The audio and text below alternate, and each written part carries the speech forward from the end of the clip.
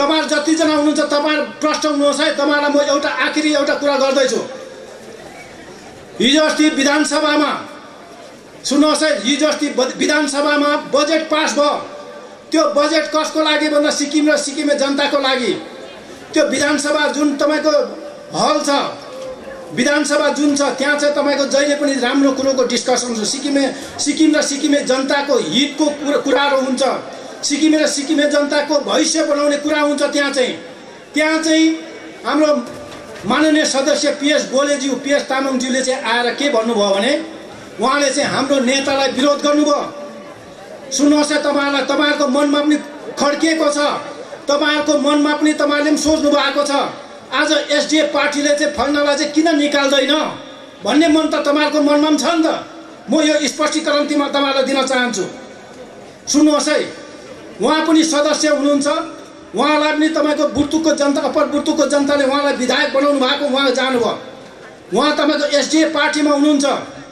उहाँले तपाईको त्यहाँ चाहिँ जनताको हितमा कुरा गर्नुपर्ने, सिक्किम र सिक्किमे जनताको हितमा कुरा गर्नुपर्ने, जुन तपाईको बजेट छ त्यसको विषयमा कुरा गर्नुपर्ने, तर त्यो विषयमा कुरा नगरेर चाहिँ उहाँले चाहिँ नेतालाई विरोध गर्नुभयो। यो सरकार भ्रष्टाचार सरकार भनेर उहाँले भन्नुभयो। यो नेता भ्रष्टाचार हो भनेर उहाँले भन्नुभयो। सुन्नुहोस् है, तपाईहरुको मनमा पनि छ, तपाईहरुको मनमा यो पनि छ कि तपाईको आज यत्रो तपाईको विरोध गर्दा पनि यो पार्टीले चाहिँ फल्नालाई चाहिँ पीएस गोलेलाई चाहिँ किन ननिकालेको भन्ने तपाईहरुको मनमा छ नि। म यो स्पष्टीकरण दिन चाहन्छु। अरे उहाँलाई मेरो प्रश्न छ, यो मञ्चबाट उहाँलाई प्रश्न छ। उहाँ यही पार्टीमा बसेर 3 पल्ट मन्त्री भयो, 4थो पल्ट पनि विधायक भयो, मन्त्री नहुँदाखेरि चाहिँ उहाँले अहिले विरोध गर्नुहुँदैछ। एक। दोस्रो नम्बर, त्यो विधानसभाको चुनावमा पनि उहाँलाई तपाईको नेताकै नाम अगाडि राखेर उहाँले भोट जित्नुभयो। श्री पवन चामलिङज्यूकै नाम बिकाएर उहाँ नेता हुनुभयो। एसडीएफ पार्टीकै मेनिफेस्टो घोषणा पत्र लिएर उहाँले तपाईको भोट जित्नुभयो। त आज चाहिँ तपाईको भोट जितिसकेपछि नेतालाई चाहिँ भ्रष्टाचार नेता किन भन्नु?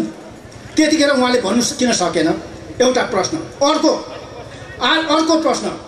अर्को प्रश्न के छ भने चाहिँ आज उहाँले एसडीएफ पार्टी चाहिँ भ्रष्टाचार पार्टी हो भन्नुहुँदैछ, नेतालाई चाहिँ भ्रष्टाचारी नेता भन्नुहुँदैछ भने चाहिँ यही पार्टीमा उहाँ किन बसेको? यो पार्टी चाहिँ तपाईको भ्रष्टाचार पार्टी हो, नेता चाहिँ भ्रष्टाचारी नेता हो भने चाहिँ उहाँले आफैलाई किन रिजाइन नदिएको? बुझ्नुपर्ने कुरो यो हो नि त। बुझ्नुपर्ने कुरो यो हो। उहाँले यो नेतालाई पनि मान्नु भएको छैन, नेतालाई पनि उहाँले नमान्ने, पार्टीलाई नमान्ने भने उहाँ चाहिँ किन बसेको? हाम्रो प्रश्न त्यति मात्रै हो। तपाईहरुले कुरा बुझ्नु भयो नि, तपाईहरुको मनमा छ पार्टीले किन ननिकालेको भन्ने। उहाँलाई प्रश्न चाहिँ उहाँ यही पार्टीलाई गाली गर्दैछ, नेतालाई गाली गर्दैछ भने चाहिँ उहाँ चाहिँ किन ननिस्केको? सिधा कुरा हो, सिधा कुरा छ, सिधा प्रश्न छ, त्यति मात्रै हो। यसले गर्दाखेरि चाहिँ आज उहाँलाई नेता मन परेन, पार्टी मन परेन भने त उहाँले त तपाईको एउटा बाउको छोरा हो भने त उहाँले त रिजाइन दिनु पर्यो नि त। होइन, सिधा कुरा होइन, तपाईहरुले पनि त्यही गर्नुहुन्छ नि, रिजाइन दिनु पर्यो नि। गाली पनि गरिरहेको छ नेतालाई, पार्टीलाई पनि गाली गरिरहेको छ, फेरि ऊ निस्किनु पनि मान्दैन। अनि यो कस्तो खालको यो राजनीति आयो सिक्किममा? लु भन्नुहोस् त, कस्तो खालको राजनीति आएको? र यो कुरो चाहिँ तपाईहरुले बुझ्नुपर्छ। र यसले गर्दाखेरि अर्को चाहिँ तपाईहरुले साधारण कुरो बुझ्नुपर्ने, अब हाम्रो पार्टीले निकाल्दा के हुन्छ भने चाहिँ जबसम्म उसले रिजाइन दिँदैन, जबसम्म उसले इस्तिफा दिँदैन, उसको एमएलएसिप जाँदैन।